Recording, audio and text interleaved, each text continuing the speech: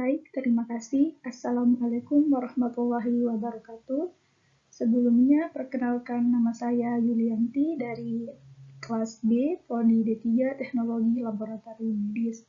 Pada video kali ini, saya akan memberikan sedikit contoh tentang ragam relasi makna kata. Nah, ragam yang pertama itu ada homonim. Nah, homonim merupakan kata-kata yang bentuk dan cara pelafalannya sama, tetapi maknanya berbeda.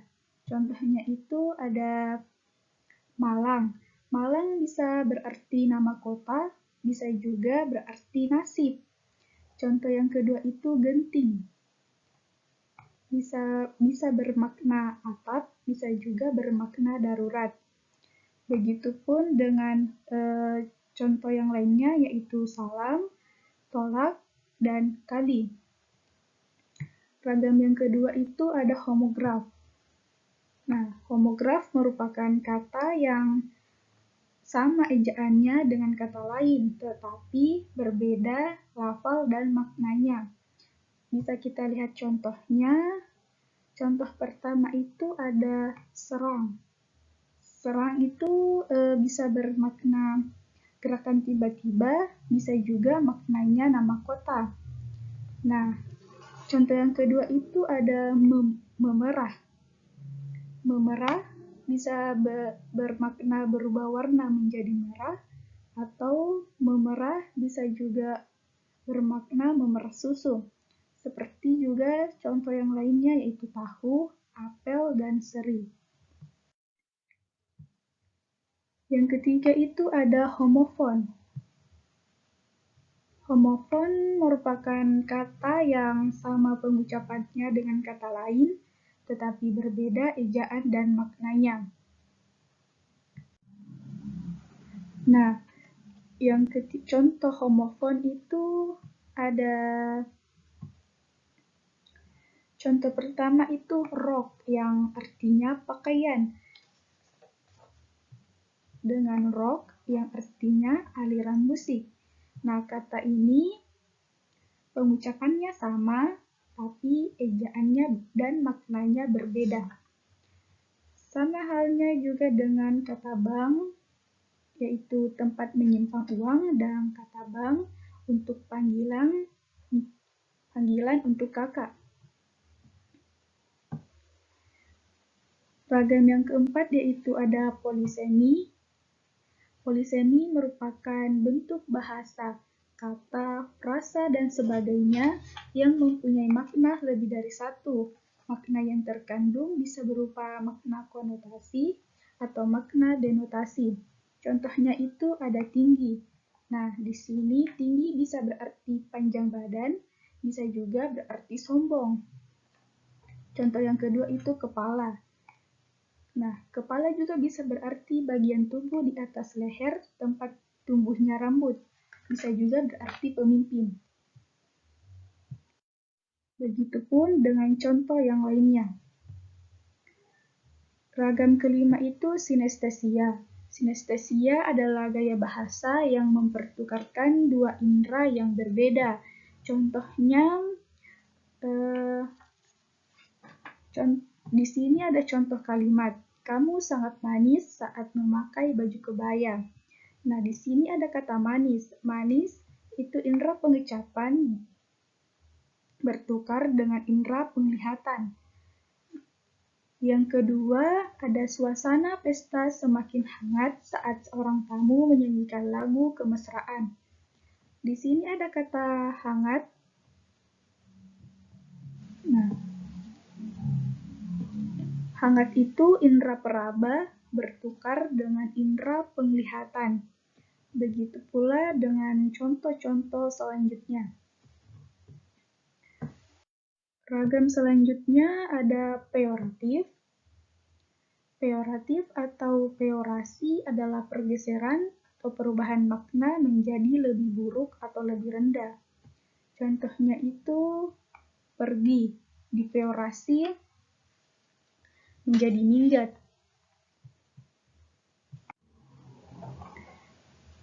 Contoh yang kedua ada ART.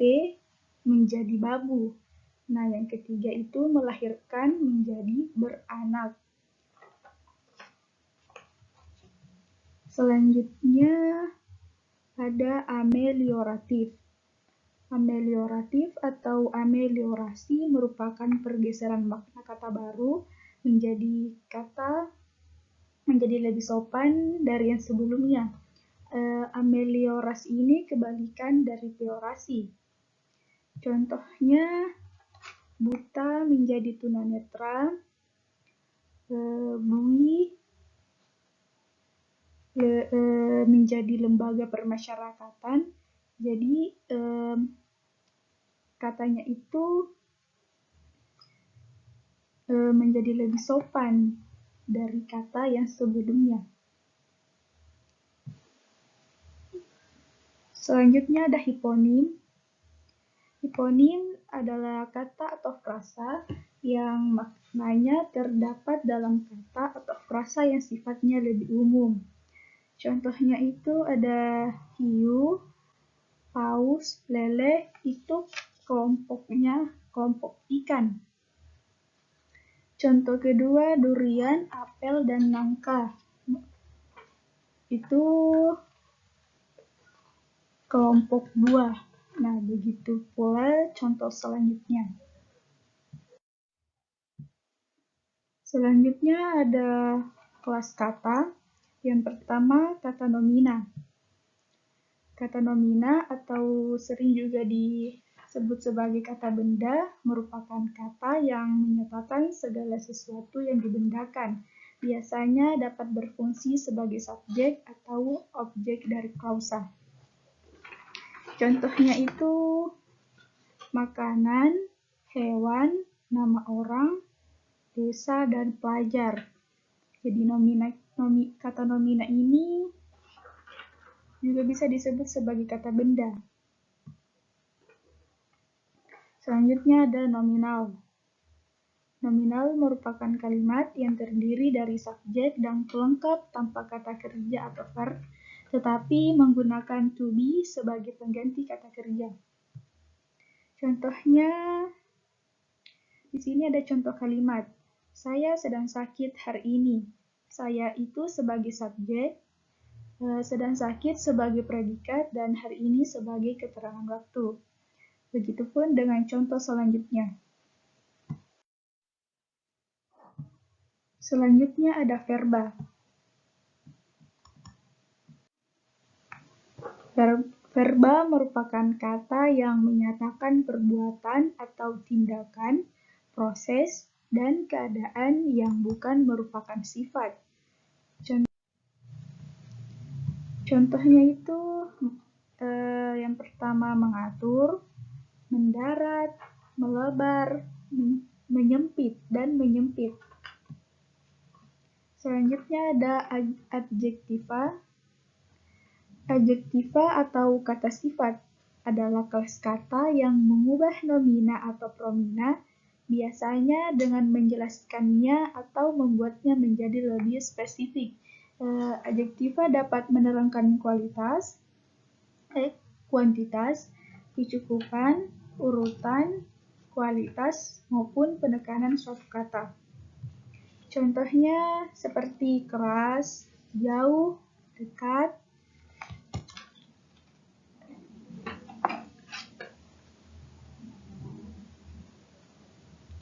kaya, dan banyak. Jadi adjektiva ini sering juga disebut sebagai kata sifat. Selanjutnya ada objek. Objek merupakan kata atau hal yang dikerjakan oleh subjek. Objek biasanya merupakan kata benda. Contoh di sini ada contoh kalimat, yaitu kucing hitam menerkam kakiku tadi malam. Maka objek dari kalimat tersebut adalah kakiku. Kakiku sebagai objek mendapatkan perlakuan langsung dari subjek, yakni kucing hitam. Contoh kedua ada ibu membeli sayur di pasar. Contoh selanjutnya ada Aska mengembalikan buku di perpus. Selanjutnya ada pelengkap. Kalimat pelengkap adalah kalimat yang punya struktur atau pola dasar subjek ditambah predikat ditambah pelengkap. Bisa juga menggunakan pola subjek ditambah predikat ditambah objek ditambah pelengkap. Contohnya, ibu menyapu halaman. Contoh pertama ini menggunakan pola subjek ditambah predikat ditambah pelengkap. Jadi ibu sebagai subjek, menyapu sebagai predikat, dan halaman sebagai pelengkap. Contoh kedua ada aku pergi ke sekolah. Aku sebagai subjek, pergi sebagai predikat, ke sekolah sebagai pelengkap. Kelas kata selanjutnya ada kata dasar.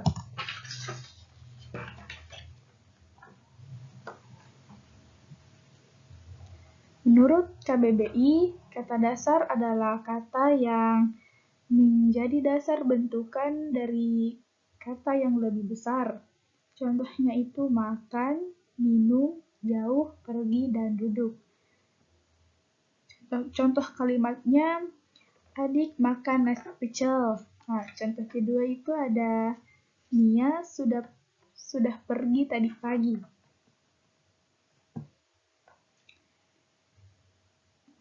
Selanjutnya ada kata majemuk. Kata majemuk adalah gabungan dari dua unsur yang mempunyai makna, namun hasil dari gabungannya menimbulkan makna baru. Contohnya ada rumah sakit. Nah, di sini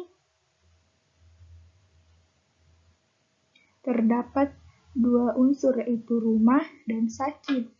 Jika digabungkan bisa menjadi rumah sakit, menimbulkan makna baru. Sama halnya dengan meja makan, kepala batu, keras hati, dan juga rendah hati. Kata majemuk dibagi menjadi dua, yaitu kata majemuk setara dan kata majemuk tidak setara.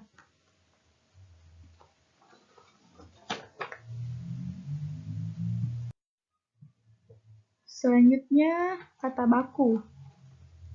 Kata baku merupakan kata yang penggunaannya sudah sesuai ejaan dan aturan pedoman bahasa Indonesia yang baik dan benar, yang bersumber kepada Kamus Besar Bahasa Indonesia.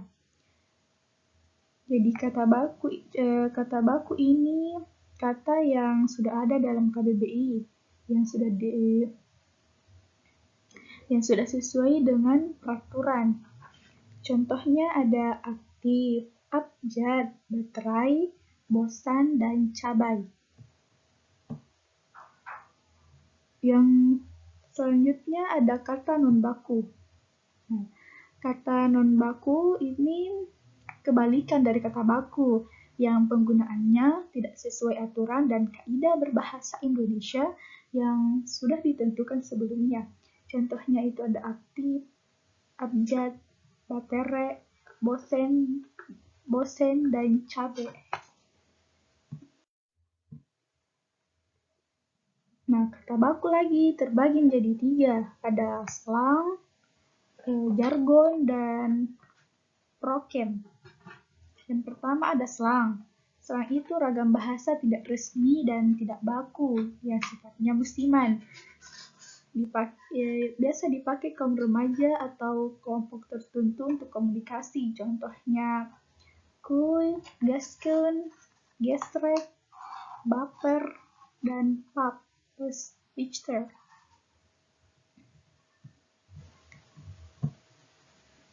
Selanjutnya jargon. Jargon itu kosakata khas yang dipakai dalam kehidupan tertentu, seperti yang dipakai oleh ahli bahasa, guru matematika, dan lain-lainnya.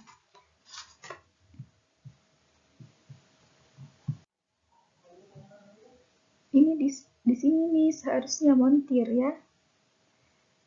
Contohnya itu, contoh jargon dalam bidang ekonomi ada seperti inflasi, deflasi, moneter, devaluasi, dan elastisitas. Nah, contoh jargon dalam bidang ekonomi ini pasti hanya diketahui oleh seorang ahli ekonomi, tidak diketahui oleh seperti tukang kayu, montir mobil, tetapi lambat laun oleh masyarakat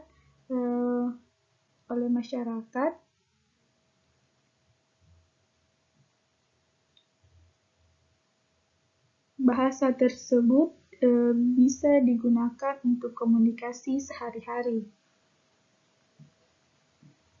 Selanjutnya, terakhir ada prokem. Prokem itu bahasa sandi yang dipakai dan hanya dimengerti oleh kalangan remaja. Contohnya itu aku menjadi gue, norak menjadi kamseupai, bapak atau ibu menjadi bokap nyokap, tidak menjadi enggak atau enggak. Jadi kayak bahasa-bahasa gaul. Nah, jadi ketiga ini itu kata non baku, di mana slang itu kata yang diciptakan oleh remaja atau sekelompok orang yang waktunya itu singkat. Jadi slang ini sifatnya musiman. Sedangkan jargon itu kata yang diciptakan oleh remaja atau sekelompok orang sebagai kata sandi. Selanjutnya prokem. Prokem itu kata yang diciptakan oleh sekelompok remaja yang waktu penuturannya lama. Jadi kata penuturannya ini lama, sedangkan yang slang itu sifatnya musiman. Yang prokem lama.